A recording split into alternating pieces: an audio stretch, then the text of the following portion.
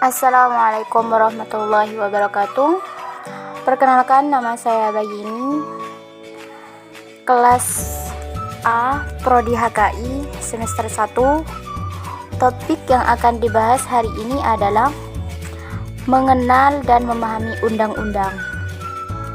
Undang-undang adalah ciri khas Indonesia sebagai negara hukum.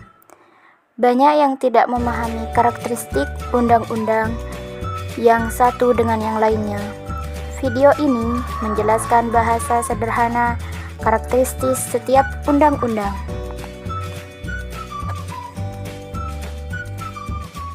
Salam kepastian dan keadilan hukum. Bertemu kembali dengan saya Gede Pasar Suwardika di GPS Institute.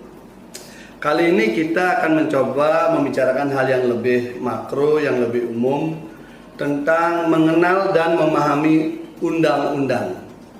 Jadi boleh dikatakan kita ini sebagai negara hukum, tentu yang mengatur kita itu selalu peraturan perundang-undangan, undang-undang. Di hulunya, undang-undang ini dibentuk karena adanya persetujuan daripada DPR bersama pemerintah dan juga dalam hal-hal tertentu bersama-sama dengan DPD. Dan biasanya undang-undang ini baru bisa dia menjadi undang-undang melewati fase tahapan-tahapan. Pertama, dia harus masuk dalam program legislasi nasional yang namanya Prolegnas, yang biasanya diputuskan bersama-sama secara tripartit antara pemerintah, DPR, dan DPD RI. Setelah itu setiap tahun ditetapkan yang namanya Prolegnas prioritas. Nah, Prolegnas prioritas ini artinya mana yang akan diselesaikan dalam masa sidang tersebut. Singkat cerita, kemudian undang-undang ini RUU ini bisa disahkan jadi undang-undang. Nah, ketika undang-undang itu sudah disahkan, itu memang ada keberlakuannya, ada kapan dia berlaku. Nah, biasanya setelah dicatatkan di dalam lembaran negara oleh Presiden, setelah disahkan, ditetapkan, lalu maka ketika dia sudah dicatatkan dalam lembaran negara, maka undang-undang itu resmi berlaku. Tetapi apabila Presiden tidak mau menandatangani, maka 30 hari setelah itu maka dinyatakan sudah berlaku. Lalu, samakah semua undang-undang? Ini yang menjadi pertanyaan menarik. Secara umum semua undang-undang sama, jadi dia mengikat seluruh warga negara. Kalau kita telisik lebih dalam karakteristik undang-undang, itu ternyata agak unik. Begitu undang-undang itu berlaku seluruh Indonesia, ternyata dalam praktiknya itu tidak semua undang-undang langsung berlaku. Ada undang-undang begitu dikatakan dia berlaku, berjalan semua. Tetapi ada undang-undang dia berlaku apabila kondisinya tercipta sesuai yang diatur dalam undang-undang. Misalnya, undang-undang tentang wabah penyakit menular. Maka undang-undang itu baru berlaku apabila ada wabah penyakit menular. Kalau tidak ada, kan tidak berlaku. Nah, ini contoh. Atau kemudian tentang undang-undang tentang kekarantinaan kesehatan. Dia baru berlaku apabila memang ada program yang pemerintah menetapkan tentang karantina kesehatan. Nah, ini contoh. Jadi dia ada kondisi tertentu baru dia berlaku. Ada juga undang-undang yang ketika dia berlaku itu dia berlakunya bertahap. Agak unik memang. Misalnya undang-undang tentang pemilu, undang-undang tentang pilkada. Ini undang-undang yang berlakunya bertahap.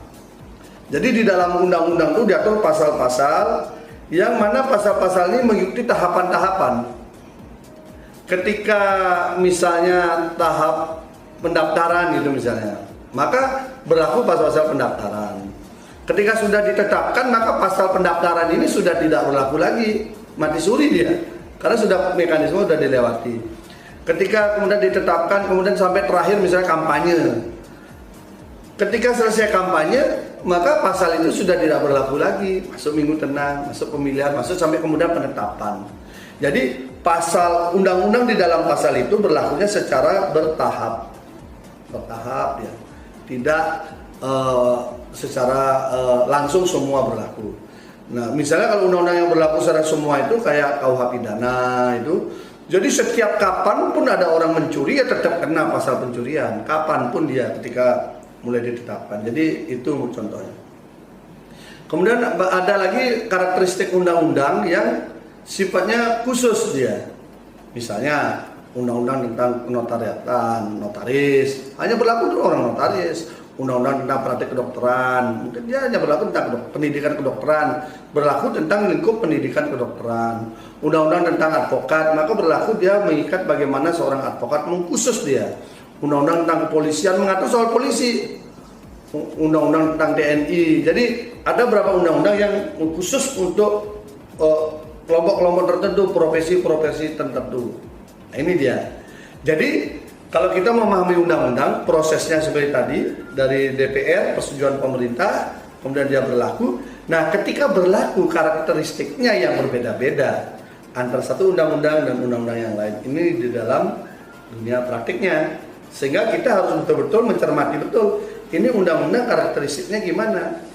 Kalau dia memang belum berlaku, walaupun undang-undang itu dinyatakan berlaku, keadaannya belum memungkinkan dia berlaku, maka dia masih tetap saja tidak bisa diberlakukan gitu. Nah, ini saya kira hal yang menarik. Tadi udah kami sampaikan, undang-undang yang berlaku terus sepanjang begitu ditetapkan sampai selamanya, sampai dia diubah ataupun bagaimana. Ada undang-undang yang berlakunya dia sesuai dengan kondisi-kondisi yang tercipta, yang dimaknai oleh undang-undang itu sendiri. Undang-undang yang berlakunya dia secara bertahap, ketika dia terjadi maka pasal demi pasal berlakunya secara bertahap. Tadi saya sudah sampaikan, undang-undang pilkada, undang-undang pemilu itu berlakunya bertahap. Kemudian termasuk juga undang-undang KUHP, kitab undang-undang hukum acara pidana, itu juga termasuk undang-undang yang berlaku bertahap. Kalau dia fase penyelidikan, penyelidikan. Kalau sudah masuk penyidikan, maka penyelidikan udah lewat. Masuk penuntutan, maka penyidikannya lewat. Masuk sampai ke dakwaan, maka yang di penyidikan selesai. Kalau masuk fase di tuntutan, maka ini selesai. Kalau banding, maka yang di PN berakhir. Kalau dia kasasi, maka yang dibanding selesai. Jadi bertahap dia berlakunya. Maka pasal yang sebelumnya menjadi tidak berlaku. Dan yang satu lagi tentu yang berlaku secara khusus. Nah, dengan memahami karakteristik undang-undang ini, kita jadi tahu dan bisa memposisikan undang-undang ini klasternya ada di mana. Sehingga tidak mesti semua undang-undang begitu disahkan maka mengikat semua.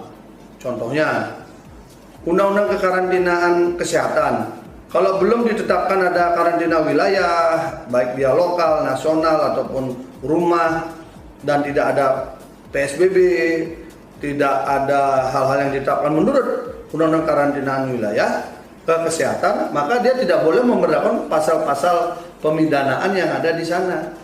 Itu pemahamannya.